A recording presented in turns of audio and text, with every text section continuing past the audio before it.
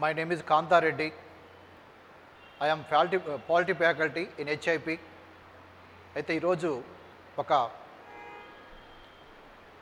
Topic గురించి బ్రీఫ్గా explain చేస్తాను. అదేంటంటే భారత పార్లమెంట్ ఒక మనిషి పని చేయాలంటే అతనికి అనేక అంగాలు తోడ్పడాలి. అదేవిధంగా ఒక ప్రభుత్వం పనిచేయాలి. ఆ ప్రభుత్వం ద్వారా ఆ దేశ లక్ష్యం నెరవేరాలి అంటే ప్రభుత్వం కూడా తన విధి నిర్వహణ మూడు అంగాల ద్వారా కొనసాగిస్తుంది. ఏంటి ఆ మూడు అంగాలంటే,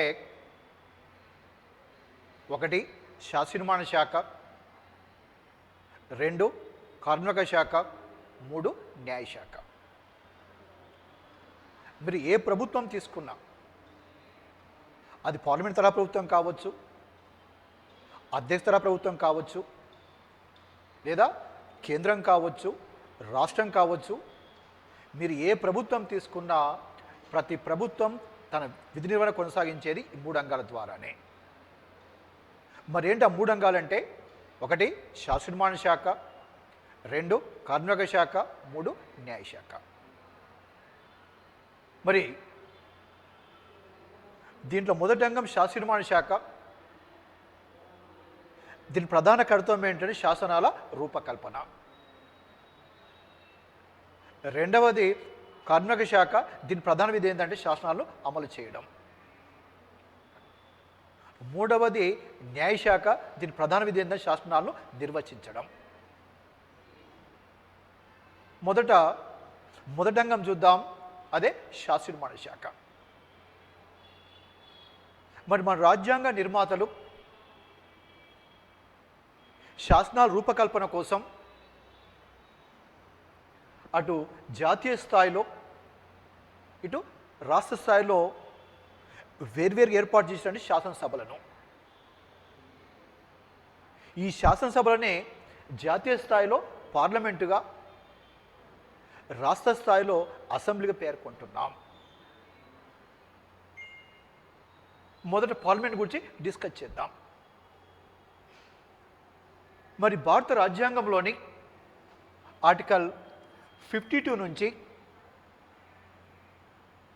ఎక్కడి దాకా అంటే 147 వరకు చెప్తాయి కేంద్ర ప్రభుత్వం గురించి. ఈ ఆర్టికల్స్ రాజ్యాంగంలోని 5వ భాగంలో చేర్చారు. చెప్పే ఆర్టికల్స్ 52 మొదలుకొని 147 దాకా చెప్తున్నా కేంద్ర ప్రభుత్వం గురించి. వీటి చేసిన భాగం ఏదంటే 5వ భాగం అంటాం. దీంట్లో పర్టికులర్గా పార్లమెంట్ గురించి చెప్పే ఆర్టికల్స్ అంటే ఆర్టికల్ 79 నుంచి ఎక్కడ దాకా అంటే 122 దాకా చెప్తున్నాయి. మరి దీంట్లోని ఆర్టికల్ 79 పార్లమెంటును నిర్వచిస్తున్నారు. మరి 79 ప్రకారం పార్లమెంట్ అంటే ఏమిటి, రాజ్యాంగం దీన్ని ఏ విధంగా నిర్వచించారు? దీని ప్రకారం పార్లమెంట్ అంటే ఏంటంటే రాష్ట్రపతి, రాజ్యసభ, లోక్సభ. రాష్ట్రపతి కూడా అంతర్భాగం పార్లమెంట్లో. ఎందుకంటే రాష్ట్రపతి అంగీకారం లేకుండా, రాష్ట్రపతి ప్రమేయం లేకుండా ఏ బిల్లు శాసనం కాదు కనుక ఇతను కూడా భాగం అండి పార్లమెంట్లో. కనుక పార్లమెంట్ అంటే ఏంటంటే రాష్ట్రపతి, రాజ్యసభ, లోక్సభ అంటున్నాం. మరి ఇక రెండు సభలు ఉన్నాయి కదా. ఏ రెండు సభలు అంటే లోక్సభ, తర్వాత రాజ్యసభ. రాజ్యాంగంలో ఎక్కడ కూడా లోక్సభ అనే పదం కానీ రాజ్యసభ అనే పదం కానీ వాడబడలేవు. వీటి బదులుగా లోక్సభను దిగ్వ సభగా, రాజ్యసభను ఎగ్వ సభగా ఉచ్చరించారు. దీన్ని హౌస్ ఆఫ్ ది పీపుల్ అని, దాన్ని కౌన్సిల్ ఆఫ్ స్టేట్స్ అని పేర్కొన్నారు. అయితే దిగువ సభకు లోక్సభగా, ఎగువ సభకు రాజ్యసభగా నామకరణం చేసింది, ఆ పదాన్ని డెవలప్ చేసింది ఎవరంటే మొదటి స్పీకర్ జీవి మౌలంకర్. దిగువ సభకు లోక్సభగా, ఎగువ సభకు రాజ్యసభ నామకరణం చేసింది, ఆ పదం తెచ్చిన వాడుకలోకి ఎవరంటే మొదటి స్పీకర్ జీవి మౌలంకర్. ఫస్ట్ లోక్సభను తీసుకుందాం. మరి లోక్సభను ప్రజాసభని, దిగువ సభని పేర్కొంటాం. దీని నిర్మాణం గురించి ఆర్టికల్ 81 తెలియచేస్తున్నారు. మరి 81 ప్రకారం ఏంటంటే ఈ సభా సభ్యులు నేరుగా ఎన్నికవుతారు ప్రజల చేత. మరి అలాంటప్పుడు ఈ సభ్యుల సంఖ్య ఎంత? సభ్యుల సంఖ్య మొట్టమొదటి అయితే 525 ఉండేవి, ప్రజెంట్ అయితే గరిష్టంగా 552 ఉంటాయి. బిగినింగ్ సంఖ్య 525, ప్రజెంట్ సంఖ్య గరిష్టంగా ఏంటంటే 552. మరి ఎప్పుడు పెంచారు ఈ సభ్యుల సంఖ్యను? ఇదే క్వశ్చన్ లాస్ట్ టైం ఎస్ఐలు అడిగాడండి. ఎప్పుడు పెంచారు సభ్యుల సంఖ్యనంటే పెంచిన సంవత్సరం 1973 సవర్ణ 31, పెంచిన సవర్ణ 31 year 1973. So present maximum strength ఎంతంటే 552 కింద చెప్పుకుంటాం. మరి మ్యాక్సిమం 550 ఉన్నారు. అయితే 552లో ఎన్నికయ్యేవారు ప్రస్తుత సభ్యుల సంఖ్య 552. 552లో ఎన్నికయ్యేవారు గరిష్టంగా 550. మిగతా ఇద్దరు ఆర్టికల్ 313 ప్రకారం రాష్ట్రపతి చేత నియమించబడేవారు. ఎవరైద్దరంటే ఆంగ్లో ఇండియన్స్. Maximum strength 552. 552లో 550 ఎన్నికవుతే ఇద్దరు నియమించబడతారు రాష్ట్రపతి చేత. ఎవరైద్దరంటే ఆంగ్లో ఇండియన్స్. అయితే ఈ నియమించే పద్ధతిని ఇటీవల తొలగించారు. ప్రస్తుతం నియమించే పద్ధతి లేదు.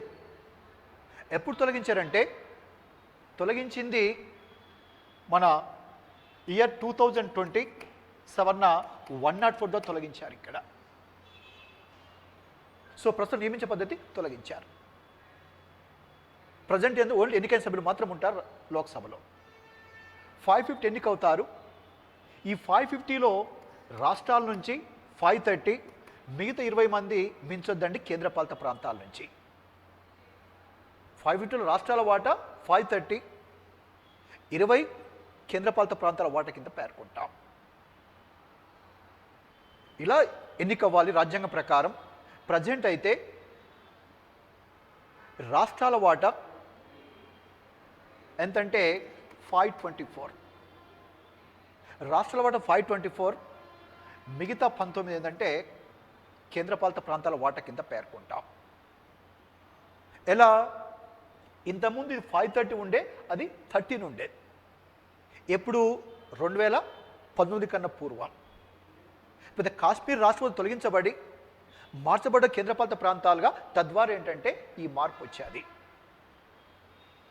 అంటే రాష్ట్రాల వాటా తగ్గాది, తర్వాత పెరిగే కేంద్రపాలిత ప్రాంతాల వాటా. అంటే ప్రస్తుతం కేంద్రపాలిత వాటా 19 అయితే రాష్ట్రాల వాటా 524. ఇలా ఎన్నికొంది ప్రస్తుతం ఇక్కడ. మరి రాష్ట్రాలు తీసుకున్నప్పుడు హైయెస్ట్ ఎక్కడి నుంచి ఎన్నికవుతున్నారు? రాష్ట్రాలు తీసుకున్న హైయెస్ట్ అయితే హైయెస్ట్ యూపీ 80 మంది, second highest Maharashtra 48, third highest ఇది West Bengal 42, next highest Bihar 40, next highest Tamil Nadu 39. ఇలా ఎన్నికవుతున్నారు గరిష్టంగా అండి లోక్సభకి. అంటే రాష్ట్రాల్లో హైయెస్ట్ ఎన్నిక యూపీ నుంచి 80 మంది, మహారాష్ట్ర 48, వెస్ట్ బెంగాల్ 42, బీహార్ 40, తమిళనాడు 39 ఎన్నికవుతున్నారు. ఇక తక్కువ మంది గురించి ఎన్నికవుతున్నారు. ఎక్కడ తక్కువ మంది ఎన్నికవుతున్నారంటే 3 రాష్ట్రాల నుంచి ఒకరు చొప్పున ఎన్నికవుతున్నారు. ఏ 3 రాష్ట్రాలు అంటే 1 సిక్కిం 1 మెంబర్, 2 నాగాల్యాండ్ 1 మెంబర్, 3 ఏంటంటే మిజోరాం 1 మెంబర్ ఎన్నికవుతున్నారు. ఈ 3 స్టేట్స్ నుంచి ఒకరు చొప్పున ఎన్నికవుతున్నారు లోక్సభకి. అట్లాగే అరుణాచల్ ప్రదేశ్, గోవా మొదలైన స్టేట్లు 2 చొప్పున ఎన్నికవుతున్నారు లోక్సభకి. అంటే గరిష్టంగా ఇలా కనిష్టంగా ఇలా ఎన్నికవుతున్నారు. ఇక కేంద్రపాలిత ప్రాంతాలు తీసుకుంటే గరిష్టంగా ఢిల్లీ నుంచి 7 ఎన్నికవుతున్నారు. ఇక కనిష్టంగా అయితే లక్షద్వీప్ కానీ, అండమాన్ నికోబార్ ఐలాండ్స్ కానీ, లేకపోతే చండీగఢ్ నుంచి కానీ ఒకరి చొప్పున ఎన్నికవుతున్నారండి కేంద్రపాలిత ప్రాంతాల్లో. ఇలా ఎన్నికవుతున్నారు కనిష్టంగా గరిష్టంగా లోక్సభకి ప్రత్యక్షంగా ప్రజల చేత. మరి ఇక మన రాష్ట్ర విషయానికి వస్తే ఉమ్మడి ఏపీ నుంచి 42 మంది ఎన్నికయ్యేవారు. ఈ 42లో తెలంగాణకు 17 కేటాయిస్తే ఏపీకి ఏంటంటే 25 కేటాయించారు. ఇక్కడ రాష్ట్రం విడిపోకముందు ఎన్నికల సభ్యుల సంఖ్య 42, 42లో 17 తెలంగాణ కేటాయిస్తే ఏపీకి 25 ఉన్నాయి. ఇక్కడ ఇలా ఎన్నికవుతున్నారు మన రాష్ట్రం నుంచి. మరి నియోజకవర్గాలు మొత్తం ప్రస్తుతం 543 ఉంటే ఈ 543లో అతిపెద్ద నియోజకవర్గం ఏది అనే విషయానికి వస్తే అతిపెద్ద దేశంలోనే ఏదంటే తెలంగాణలోని మల్కాజ్గిరి. మరి అతి చిన్నది ఏదంటే లక్షద్వీప్. అంటే ఓటర్ సంఖ్య పరంగా తీసుకుంటే అతిపెద్దది మల్కాజ్గిరి, అతి చిన్నది లక్షద్వీప్. ఇక భౌగోళికంగా పరిశీలిస్తే భౌగోళికంగా అతిపెద్దది ఏదంటే లదాఖ్, అతి చిన్నది ఏదంటే చాందిని చౌక్. భౌగోళికంగా జాగ్రఫికల్గా పెద్దది లదాఖ్ అయితే చిన్నది ఏదంటే చాందిని చౌక్ అంటాం. సో అలా చెప్పుకోవచ్చండి చిన్న పెద్ద నియోజకవర్గాలు. మరి ఇక లోక్సభ సీట్లు అన్ని జనరల్ సీట్లు కావు. ఎలా అంటే ఆర్టికల్ 330 ప్రకారం జనాభా ప్రాతిపదికన ఎస్సీలకు కొన్ని మరియు ఎస్టీకి కొన్ని కేటాయించారు. జనాభా ప్రాతిపదికన మొత్తం సీట్లలో ఆర్టికల్ 330 ప్రకారం రిజర్వేషన్ చేశారు. ఎవరికంటే ఎస్సీ ఎస్టీకి చేశారు. ఇక్కడ మరి ఎన్నేం చేశారు మొత్తం అవుట్ ఆఫ్ 543లో అనే విషయానికి వస్తే లోక్సభలో 84 ఎస్సీలకు, ఎస్టీలకు అయితే 47 కేటాయించారండి ప్రస్తుతం మొత్తం సీట్లలో. లోక్సభలో ప్రజెంట్ ఏంటంటే ఎస్సీలకు 84 ఉన్నాయి రిజర్వేషన్, ఎస్టీకి 47 ఉన్నాయి. మరి ఎక్కువ మంది ఎస్సీలు ఎన్నికవుతున్నది అంటే ఎక్కువ రిజర్వేషన్ చేసింది ఎస్సీలకు ఏ రాష్ట్రం అంటే యూపీ. ఏంటంటే అక్కడ 17 కేటాయించారు. ఇక్కడ ఇక ఎస్టీ విషయానికి వస్తే హైయెస్ట్ కేటాయించింది మధ్యప్రదేశ్. ఎన్ని సీట్లు అంటే అక్కడ 6 కేటాయించారు. హైయెస్ట్ సీట్లు ఇచ్చింది ఎస్సీలకు అయితే యూపీ ఎంతంటే 17 సీట్లు, ఎస్టీకి హైయెస్ట్ ఇచ్చింది మధ్యప్రదేశ్ సీట్లు అంటే 6 సీట్లు రిజర్వేషన్ చేశారు. ఇక మన విషయానికి వస్తే ఈ 17 సీట్లలో ఎస్సీలకు 3 కేటాయించారు, ఎస్టీకి 2 కేటాయించారు. ఏపీ విషయానికి వస్తే అవుట్ ఆఫ్ 25 సీట్లలో ఏంటంటే ఎస్టీకి 4, ఎస్టీకి 1 కేటాయించారు. ఇక్కడ మొత్తం తెలంగాణ 17 సీట్లలో ఎస్సీకి ఇచ్చింది ఏంటంటే 3 రిజర్వేషన్ చేశారు, ఎస్టీకి 2 కేటాయించారు. ఏపీలో అవుట్ ఆఫ్ 25లో ఎస్టీకి 1 ఇస్తే ఎస్సీలకు 4 కేటాయించారు.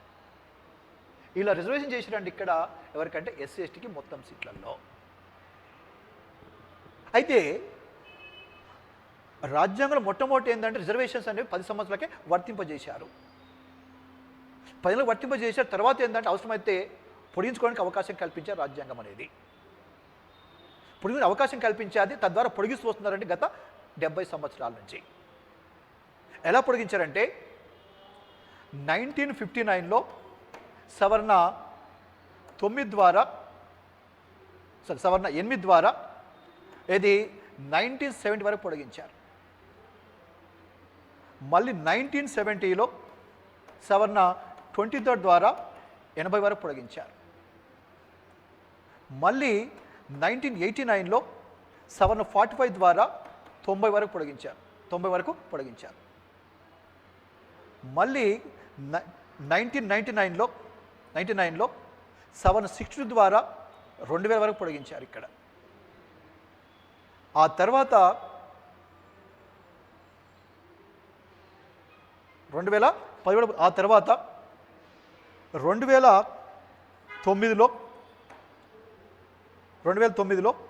సవరణ 79 ద్వారా 2020 దాకా పొడిగించారు. తర్వాత మళ్ళీ 2019లో సవరణ 104 ద్వారా 2030 దాకా పొడిగించారు. సో ఈ రకంగా 10 ఏళ్ళు పొడిగిస్తూ వస్తున్నారు రిజర్వేషన్స్. మొదటిసారి సవరణ 8 ద్వారా, రెండోసారి సవరణ 23 ద్వారా, మూడోసారి 45 ద్వారా, నాలుగోసారి 62 ద్వారా, ఐదోసారి 79 ద్వారా, ఆరోసారి చివరిసారి 104 సవరణ పొడిగించారు రిజర్వేషన్స్ ఇక్కడ. సో రాజ్యాంగం పొడిగించే అవకాశం ఉంది కానీ పొడిగిస్తూ వస్తున్నారండి రిజర్వేషన్స్ ప్రతి 10 ఏళ్ళకు ఒకసారి. ఇలా లోక్సభ ఏర్పడుతుంది. మరి ఏర్పడిన తర్వాత ఇది ఎంతకాలం పాటు కొనసాగుతుంది? ఎంతకాలం కొనసాగుతుందంటే ఆర్టికల్ 83 ప్రకారం లోక్సభ కాల పరిమితి 5 సంవత్సరాలు. ఆర్టికల్ 83 ప్రకారం దీని కాల పరిమితి 5 సంవత్సరాలు. మరి 5 ఏళ్ళు పక్కాగా ఉంటుందంటే ముందస్తు రద్దుపరచవచ్చు ఇక్కడ. ఎలా? ఆర్టికల్ 85 ప్రకారం అంతకుముందు ఎప్పుడైనా రాష్ట్రపతి రద్దుపరచవచ్చండి లోక్సభను మంత్రిమండలి సలహా మేరకు. 5 ఏళ్ళు సహజంగా ఉంటుంది లోక్సభ, కానీ ఫిక్స్డ్ కాదు కనుక అంతకుముందు ఎప్పుడైనా రాష్ట్రపతి రద్దుపరచవచ్చు మంత్రిమండలి సలహా మేరకు. అలా ముందు రద్దుపరచుకోవచ్చు. అవసరమైతే లోక్సభ కాల పరిమితిని 1 సంవత్సరం పొడిగించుకోవచ్చు. ఆర్టికల్ 85 ప్రకారం ఏంటంటే అవసరమైతే లోక్సభ కాలాన్ని 1 సంవత్సరం పొడిగించుకోవచ్చు. ఉదాహరణకు 1976లో సవరణ 40 ద్వారా లోక్సభ కాలాన్ని 5 నుంచి 6 ఏళ్ళకు పొడిగించారు ఇక్కడ. పొడిగించే లోక్సభ కాలం ఎప్పుడు పొడిగించారంటే సవరణ 42 ఇయర్ 1976. సో ఇలా 85 ప్రకారం పొడిగించారండి 1 ఇయర్ పాటు అండి మన లోక్సభ కాలం ఎమర్జెన్సీ కాలం పొడిగించారు. ఆ తర్వాత 1978లో సవరణ 40 ద్వారా మళ్ళీ 6 నుంచి 5 ఏళ్ళకు తగ్గించారు లోక్సభ కాలాన్ని. మళ్ళీ తగ్గించారు. జనతా గవర్నమెంట్ వచ్చిన తర్వాత ఎప్పుడు తగ్గించారంటే ఇయర్ 78 సవరణ 41 వరకు తగ్గించారండి లోక్సభ కాలాన్ని. సో ఈ రకంగా ఆర్టికల్ 85 ప్రకారం ఏంటంటే అవసరమైతే లోక్సభ ఎప్పుడైనా ముందుగా రద్దుపరచుకోవచ్చు, లేదంటే 1 ఇయర్ పాటు పొడిగించుకోవచ్చు అంటాం ఇక్కడ. మరి ఈ రకంగా మన దేశంలో మొదటి లోక్సభ ఎప్పుడు ఏర్పాటు చేయబడ్డారు, లేదా ప్రస్తుతం ఉన్న లోక్సభ ఎన్నో లోక్సభ చూద్దాం. మొదటి లోక్సభ ఫామ్ అయింది 1952. 1952 నుంచి ఎప్పటిదాకా ఉన్నదంటే 1957 దాకా ఉన్నది ఇక్కడ. రెండో సభ ఫామ్ అయింది 1957, ఎప్పటిదాకా ఉన్నదంటే 62 వరకు ఉన్నది. మూడో సభ ఫామ్ అయింది 1962, ఎక్కడి దాకా ఉన్నదంటే 67 దాకా ఉన్నది. నాలుగో సభ ఫామ్ అయింది 1967, ఎప్పటిదాకా ఉందంటే 71 దాకా ఉన్నది. తర్వాత ఫామ్ అయింది 1971, ఎప్పటిదాకా అంటే 77 దాకా ఉన్నది. తర్వాత 70లో ఫామ్ అయ్యి ఎప్పటిదాకా ఉన్నదంటే 80 దాకా ఉన్నది. తర్వాత 80లో ఫామ్ అయ్యాది ఎప్పటిదాకా అంటే 84 దాకా ఉన్నది. తర్వాత 84లో ఫామ్ అయ్యాది ఎప్పటిదాకా అంటే 89 దాకా ఉన్నది. తర్వాత 89లో ఫామ్ అయ్యాది ఎప్పటిదాకా ఉందంటే 91 దాకా ఉన్నది. 91లో ఫామ్ అయ్యాది ఎప్పటిదాకా ఉందంటే 96 వరకు ఉన్నది. 96లో ఫామ్ అయ్యాది ఎప్పటిదాకా అంటే 98 వరకు ఉన్నది. 98లో ఫామ్ అయ్యాది ఎప్పటిదాకా ఉన్నదంటే 99 దాకా ఉన్నది. 99లో ఫామ్ అయ్యాది ఎప్పటిదాకా ఉందంటే 2004 దాకా ఉన్నది. 2004లో ఫామ్ అయ్యాది ఎప్పటిదాకా అంటే 2009 దాకా ఉన్నది. 2009లో ఫామ్ అయ్యాది ఎప్పటిదాకా అంటే 2014 దాకా ఉన్నది. 2014లో ఫామ్ అయ్యాది ఎప్పటిదాకా అంటే 2019 దాకా ఉన్నది. 2019లో ఫామ్ అయ్యాది ఎప్పటిదాకా అంటే 2024 దాకా ఉన్నది. 2024లో ఫామ్ అయ్యాది ఎప్పటిదాకా అంటే ప్రస్తుతం కొనసాగుతున్నది. సో ఈ రకంగా మొదటి సభ ఫామ్ అయింది 1957లో, రెండవది ఫామ్ అయింది 1957, మూడవది ఫామ్ అయింది 1962, నాలుగవది ఫామ్ అయింది 1967, ఐదవది 71, ఆరవది 77, ఏడవది 80, 8 84, 9 89, 10 91, 11 96, 12 98, 13 99, 14 2004, 15 2009, 16 2014, 17 2019 అండ్ 18 2024. అంటే ప్రజెంట్ ఉన్నది ఎన్నో సభ అంటే 18th లోక్సభ. ప్రజెంట్ ఉన్నది 18th లోక్సభ. ఫస్ట్ ఫామ్ అయింది ఎప్పుడంటే 52 కింద పేర్కొంటాం. అంటే మొదటి సభ, రెండో సభ, మూడో సభ, నాలుగో సభ, ఐదో సభ, ఆరో సభ, ఏడో సభ, ఎనిమిదో సభ, తొమ్మిదో సభ, 10వ సభ, 11వ సభ, 12వ సభ, 13వ సభ, 14వ సభ, 15వ సభ, 16వ సభ, 17వ సభ అండ్ 18వ సభ కింద పేర్కొంటాం. ఓకే, అంటే ప్రజెంట్ ఉంది ఎన్నో సభ అంటే మన 18th కింద పేర్కొంటాం. మరి ఇప్పటిదాకా ఎన్నిక జరిగింది లోక్సభకు 18 సార్లు మన దేశ చరిత్రలో. ఇది జరిగిన 18 ఎన్నికల్లో ఎన్నిసార్లు వచ్చాయి? మధ్యంతర ఎన్నికలు చూద్దాం. మధ్యంతర ఎన్నిక ఇప్పుడు జరిగింది మొత్తం ఎన్నిసార్లు అంటే, మొదటిసారి జరిగింది 1971, రెండోసారి జరిగింది 1980, మూడోసారి జరిగింది 1991, నాలుగోసారి జరిగింది 1998.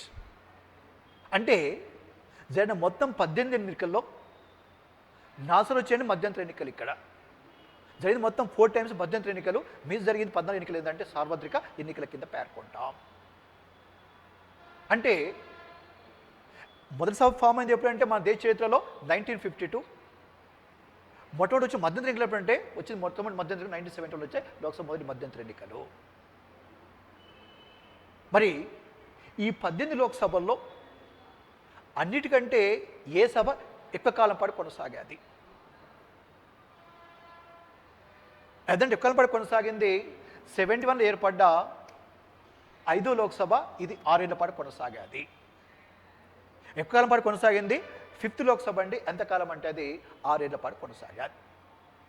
కారణం ఏంటంటే ఆ సభ కాలం 1 year పొడిగించారు కనుక 742 ద్వారా తద్వారా ఏంటంటే అదే ఎక్కువ కాలం పాటు కొనసాగేది, 6 ఏళ్ల పాటు కొనసాగేది. మరి మొత్తం అన్నిటికంటే తక్కువ కాలం పాటు కొనసాగిందంటే తక్కువ కాలం పాటు కొనసాగింది 98 ఏర్పడేటువంటి 12th లోక్సభ. అది జస్ట్ 13 months కొనసాగేది. ఇక్కడ తక్కువ కాలం అంటే 12th లోక్సభ 13 months ఉన్నది. ఎక్కువ కాలం అంటే 5th లోక్సభ 6 ఏళ్ల పాటు కొనసాగేది. అంటే ప్రజెంట్ ఉన్న లోక్సభ 18 లోక్సభ కింద చెప్పుకోవచ్చు. ఇక్కడ ఇలా ఉన్నది కదా. ఇప్పుడు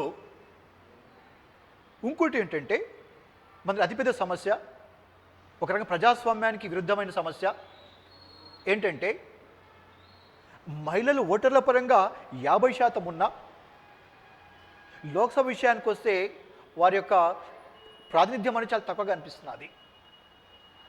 మొదటి లోక్సభకి ఎన్నికైంది ఎంతంటే వారు జస్ట్ 22 members ఎన్నికయ్యారు. ఇక్కడ అంటే మొత్తం సభ్యులు ఉన్నది 525 అయితే వాళ్ళు ఎన్నికైన జస్ట్ మైల్ ఎంత అంటే 22 కింద చెప్పుకోవచ్చండి. అంటే ఎంత? ఆల్మోస్ట్ బిలో 6% అంటాం. ఇక ప్రస్తుత లోక్సభ తీసుకుంటే అవుట్ ఆఫ్ 543లో ఎంత ఉన్నారు? జస్ట్ 74 members ఉన్నారు ఇక్కడ. అంటే ఆల్మోస్ట్ 13% అంటాం ఇక్కడ. అంటే ఓటర్ల పరంగా 50% ఉన్నప్పటికీ ఇక్కడ తీసుకుంటే వారి యొక్క ప్రాతినిధ్యం అని చాలా తక్కువ అనిపిస్తున్నది. అండ్ ఎంత ఉన్నారు? ప్రస్తుత లోక్సభలో 74 ఉన్నారు. హైయెస్ట్ ఏ సభలో ఉన్నారంటే గత లోక్సభలో 78 members ఉండేవారు. ఇక్కడ తక్కువ ఉన్నది ఫస్ట్ లోక్సభ 22, ప్రస్తుతం ఉన్నది 74. హైయెస్ట్ ఎన్నికైంది గత 18 లోక్సభల్లో ఎంతంటే 78 అండి. అదే సభ అంటే 70 లోక్సభ కింద పేర్కొంటాం. సో దీన్ని పెంచేందుకు తెచ్చారు రీసెంట్గా అండి మన ప్రభుత్వం మహిళా రిజర్వేషన్ బిల్లు తీసుకొచ్చారు ఇక్కడ. ఓకే మణికంఠ.